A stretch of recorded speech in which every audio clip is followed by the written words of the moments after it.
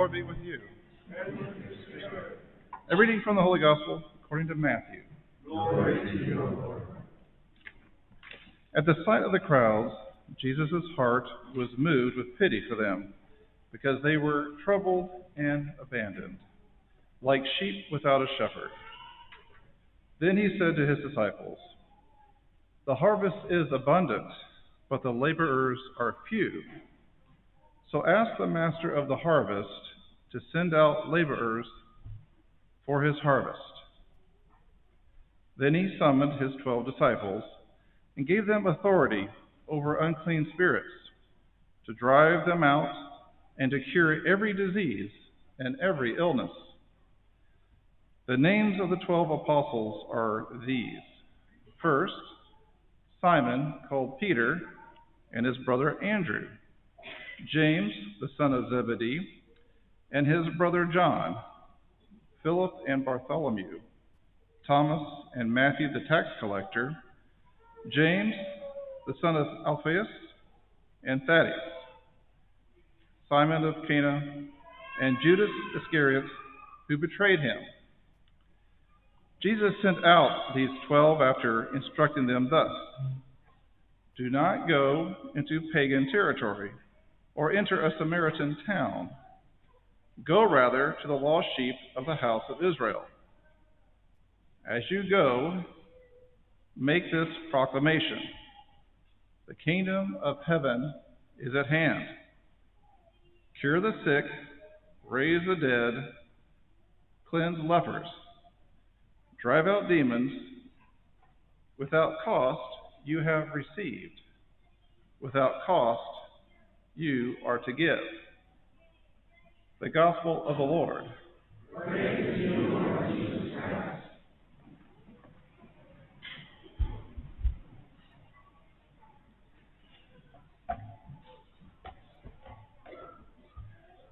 So back in the 80s, as I started my undergraduate journey, little did I know that my choice of dorm would profoundly impact my life. Each dorm has a focus, some emphasizing academics, while others offered frequent alternatives to study. The dorm that I chose played an important role in this awe-inspiring bonfire every year. Now, the sheer magnitude of this bonfire is kind of hard to grasp. It is the diameter of the thing is 45 feet, and it's over 5 stories tall, and it's composed entirely of these tightly stacked pine logs. And the official point of the bonfire at the university was to cheer on the football team as they faced our rivals at the end of every football season. Now, while all the students at the university were invited to participate in the activity of building this thing, and to be sure many students from other dorms did participate, it seemed to be the case that all the people in my dorm participated.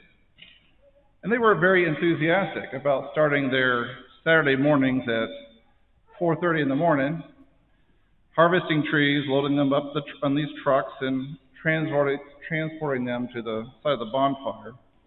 And this project started from early October and went through near the end of November. So it involved numerous weekends of hard work.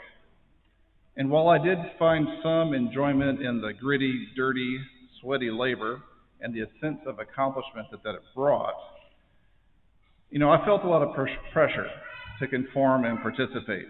And I felt fear when I considered going against the grain, and I worried about the problems that I would create for myself if I were to do something different with my time. And so those potential consequences weighed heavily on me. Now, my response to others asking me to spend my Saturday mornings doing what they wanted me to do would be what I would call obey. Out of fear, I made the choice to say yes when I wanted to say no.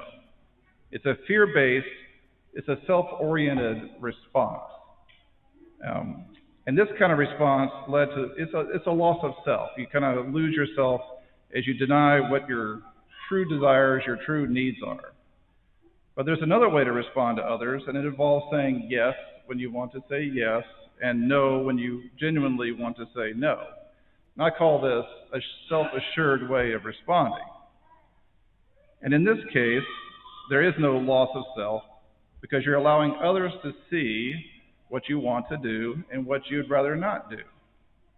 And it's not a fear-based response, it's a healthy and authentic way to interact with others. However, there exists yet another way of responding to the request of others, and one that transcends both the self-assured way and the loss of self way. It's the choice to do something you may not want to do, but not out of fear or obligation, right? It's driven by the genuine desire for others. Now, in this form of response, you give willingly while considering the well-being and what's good and what the other people need. Now, it's vital to understand that one must first have the capacity to respond in a self-assured way to the request before you can choose to give. When they choose to go against their personal desires or needs, they've attained this level of self-mastery, at least some level of self-mastery.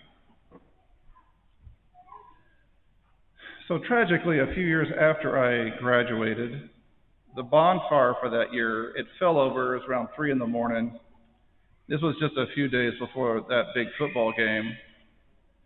And word of the accident spread throughout the campus within minutes, really, and students rushed to the scene there. Notably, the entire football team was there right away. And they joined in the effort of removing these logs in hopes of saving lives. I recently heard a talk by one of these football players, and he said that they witnessed some bad things that morning. They worked hour after hour, each of them, taking on the scrapes and cuts of removing these logs. It wasn't fun work. It wasn't something that they would want to do for their own sake, but they did it anyway because they hoped to help someone get out alive. And it's a powerful example of self-mastery. In today's gospel reading, Jesus speaks of the abundant harvest and the scarcity of laborers. Jesus makes a request of his apostles, and he asks them to go out as laborers and do the work of spreading the gospel. They have several options on how they might respond to his request. They can respond out of fear, that loss of self.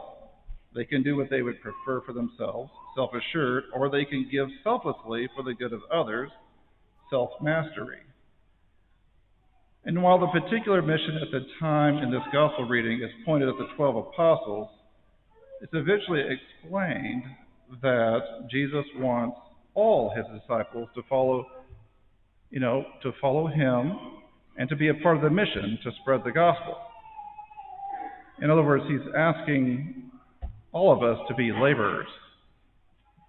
And so all of us must discern, how are we going to respond? And I admit that I've said no too many times before eventually saying yes to God by choosing to give, by saying yes when I'd rather say no. Something I want to get across here, it's kind of challenging maybe, possibly.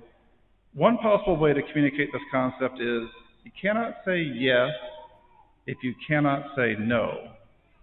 Or a little bit more clear, you cannot meaningfully say yes to others' requests if they refuse to accept your no.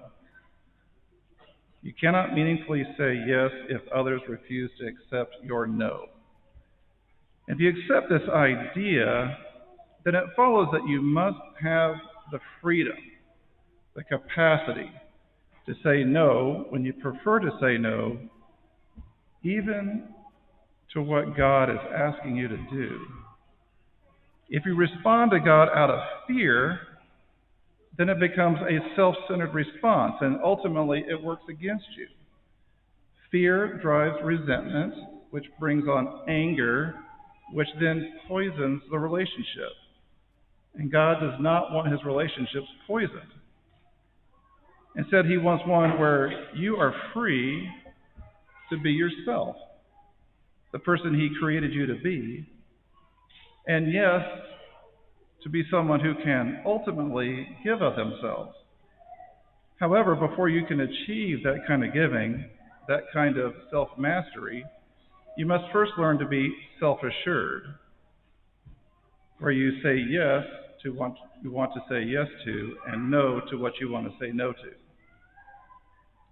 So before I close and put this all together, I want to mention I have a brief summary of this concept, this loss of self, self-assured, and self-mastery concept in today's bulletin, in which I applied to this homily. So check it out if you like. The choices we make and how we respond to the request of others holds great significance. We can obey out of fear, losing our true selves. We can be self-assured, honestly expressing our desires. But beyond these, there lies this path of self-mastery, the choice to give selflessly for the well-being of others. Before achieving self-mastery, we must first attain self-assuredness. You cannot say yes if you cannot say no. God calls us to be free from fear, to embrace who we are, our true selves, and then from there, to master ourselves by building relationships based on genuine giving. Let us then strive to become laborers in God's mission, spreading His message, bringing people the gospel.